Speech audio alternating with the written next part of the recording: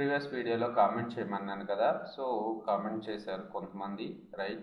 So ఇప్పుడు ఫైనల్గా రాని వాళ్ళకి ఒకసారి చూసుకున్నట్టయితే A2 ఆఫ్ :2, :2 అని ఇచ్చినప్పుడు మనకి 2, 6, 3, 8 వచ్చినాయి. ఇవి ఏ విధంగా వచ్చినాయి అనేది కొద్దిగా డీటెయిల్గా ఈ వీడియోలోనే ఎక్స్ప్లెయిన్ చేస్తాను కొన్ని కాన్సెప్ట్స్ తర్వాత.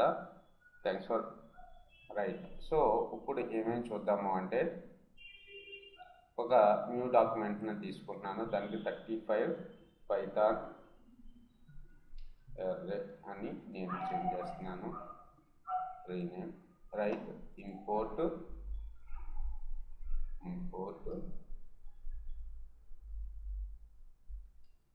యాజ్ ఎంపీ, సో మనం కామన్గా చేసేది, రైట్.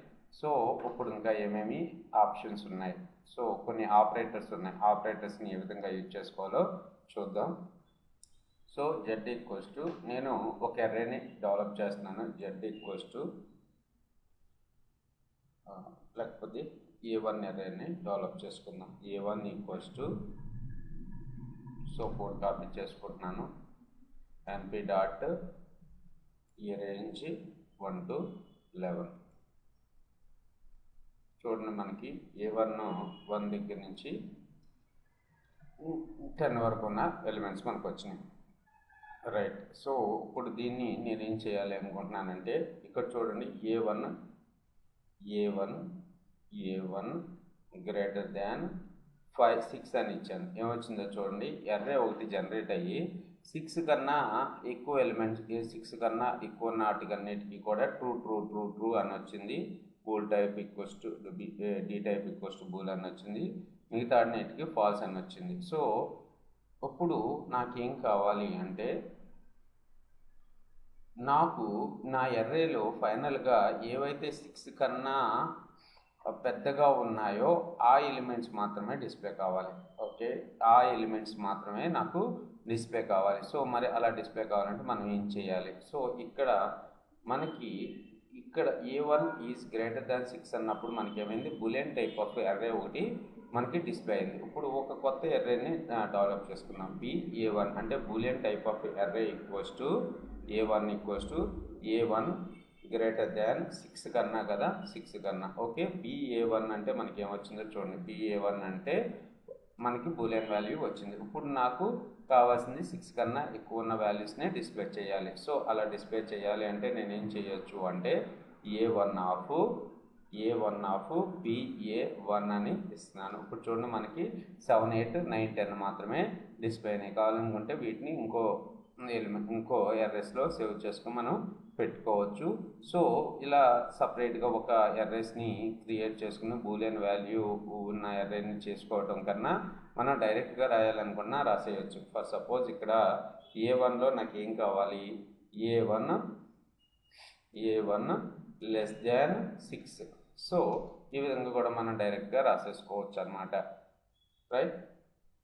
సో నాకు ఇప్పుడు ఏం కావాలి, ఇంకా ఇదంతా కూడా అయిపోయిన తర్వాత మనం ప్రీవియస్ వీడియోలో ఉన్న హోంవర్క్, అదే కామెంట్ పోస్ట్ చేయమన్నాను కదా, వాటి మీద కొద్దిగా వర్కౌట్ చేద్దాము, రైట్. సో నాకు ఇప్పుడు ఒక మల్టీ డైమెన్షనల్ అంటే 2 డైమెన్షనల్ అర్రే కానీ 2 డైమెన్షనల్ అర్రే కావాలి. సో 2 డైమెన్షనల్ అర్రే మాన్యువల్గా టైప్ చేయకోకుండా ఫంక్షన్స్ రీషేప్ ఫంక్షన్ యూజ్ చేసుకుని డెవలప్ చేద్దాం. ఇప్పుడు M1 multi dimensional array equals to,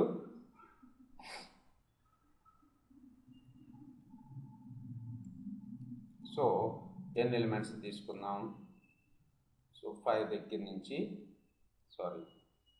1 దగ్గర నుంచి ఒక 200 వరకు తీసుకుందాం, 50 డాట్.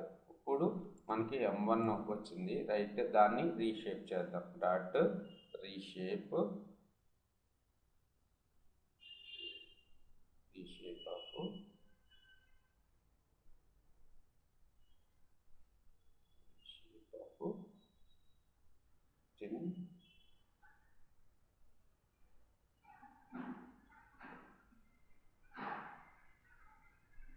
5 rows 10 columnsగా కన్వర్ట్ చేద్దాం. రీషేప్ 49 నుంచి షేప్ 5 to 10 1,51 తీసుకుందాం మరి, ఓకే. ఇప్పుడు M1లో ఏమున్నాయో చూడండి, M1లో మనకి కరెక్ట్గానే వచ్చినాయి. 5 rows 10 columns వచ్చినాయి మనకి. రైట్, నాకు ఇప్పుడు ఇక్కడ ఉన్న ఒక ఇంటర్వ్యూలో అడిగారు మా స్టూడెంట్ని ఒకతనే, అందుకని దీని గురించి ఎక్స్ప్లెయిన్ చేస్తున్నాను. సో 24, 25, 34, 35 కావాలి మనకి. 24, 25, 34, 35 అంటే స్పెసిఫిక్ చెప్తున్నారు. ఈ 29, 30 లేకపోతే 28, 29, 30, 38, 39, 40 ఈ ఎలిమెంట్స్ వరకే మనకు కావాలి, మిగతా ఏమో అవసరం లేదు. సో మరి అలాంటప్పుడు మనం ఎలా సబ్ అర్రేని ఎలా బయటకు లాక్కగలుగుతాం ఈ M1లో నుంచి. సో ఇప్పుడు చూద్దాం ఒకసారి. M1 ఆఫ్ కోలన్ మనకి చూడండి ఇక్కడ కోలన్ ఆఫ్ 2 కోలన్ ఆఫ్ 2 అంటే మనకి ఏమొచ్చింది 1, 2, 11, 12 వచ్చింది కదా. సో ఈ విధంగా మనం ఒకసారి ఎనలైజ్ చేసుకుంటే వెళ్దాం. ఈ 27, 28 సో ఒక ఎగ్జాంపుల్ తీసుకుందాం. 24, 25, 34, 35 కావాలి మనకి. 24, 25, 34, 35 మరి 24 ఇక్కడ 2, కోలన్ 2 అని ఇస్తే మనకి ఏం డిస్ప్లే అయింది? కోలన్ 2 అంటే రెండో కాలము. సో ఇక్కడ సింగిల్ ఎర్రర్ తీసుకొని పోనీ. ఫస్ట్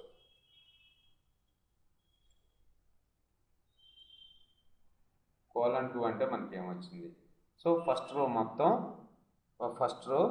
సెకండ్ రో వచ్చింది, అంతే కదా. First row sorry. Okay, next వీడియోలో ఎక్స్ప్లెయిన్ చేస్తాను. సారీ ఫర్ దట్ వన్, కొద్దిగా అన్ఈజీగా ఉంది.